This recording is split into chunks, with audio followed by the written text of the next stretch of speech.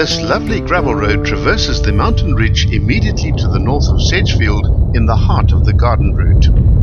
The 7.55 kilometer long drive offers a wide variety of scenery, including lakes, estuaries, indigenous forests and mountains, plus a bird's eye view of Sedgefield itself.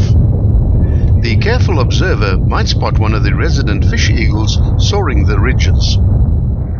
It's possible to drive the route in a normal car, but some of the sections on the western side can get quite sandy during the summer months. The road also gets quite busy over weekends when the paragliding fraternity head for the summit to launch their colourful aircraft. From Sedgefield, head west on the N2 and take the second gravel road to the right. There are several signs proclaiming the road to be a private road, but you can ignore these signs as the road is open to the public. The road is fairly flat for the first 2.36 kilometers as it follows the eastern shoreline of the Swartvlei Lake, in the process crossing two private properties, the first one being Montmere. There are several sharp corners and high banks of reeds which create poor visibility. Take it easy and be aware that there may well be oncoming traffic. Sedgefield's history reveals that the area was first part of a larger farm called Rechtervlei. It belonged to Johanna Meading after the death of her husband.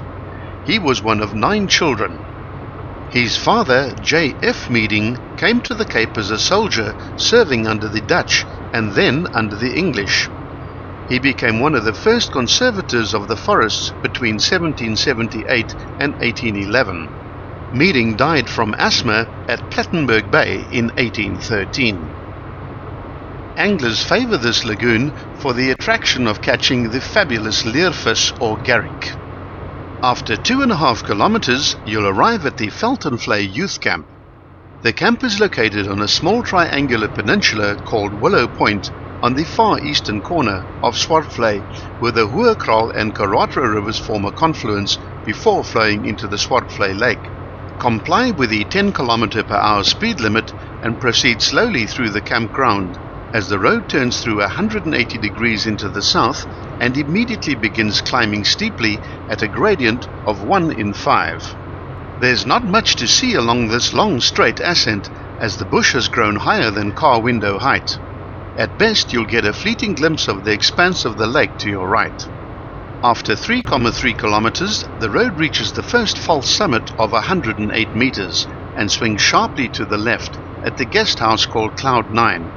The track continues climbing at a much easier gradient of 1 in 15 along a 1 kilometer long section with tall trees on either side.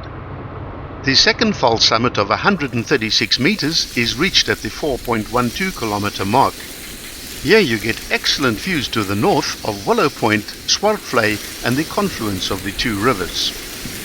The lake is fed by a total of 3 rivers and is one of the largest natural lakes in South Africa. This lake and almost all the lakes in this area fall under the Garden Route National Park. After this viewpoint, there's a short 500-meter descent. The going is fairly straightforward, and then the road starts another short climb and a gate is passed at the 5.48 kilometer mark. Immediately after this gate, a track leads off to the right. This is the first of 2 roads leading to the popular paragliding launch area, Sedgeview. Visitors are welcome, and you can spend some time watching the gliders enjoying the freedom of flight, or maybe try a tandem introductory flight, or even enroll for a beginner's course. Continuing eastwards for a further ½ kilometer, a small cluster of timber homes appears on the left called Kamakamas. The vegetation has been cleared in front of this area, providing wide views over the Swartvlei estuary and Sedgefield below. Immediately after this point, the descent begins at the 5.87 kilometer mark. The descent is less than 2 kilometers and the average gradient on the descent is 1 in 11. There are several sharp corners to be wary of, and 2 roads form Y-junctions from private properties which join in along the descent. The general heading remains towards the east, but near the bottom the road turns towards the right in a very sharp 90-degree turn. Here it levels off to cross the now defunct railway line. After the railway crossing, the road becomes tar and the route ends at the stop street where it joins the N2 at Sedgefield.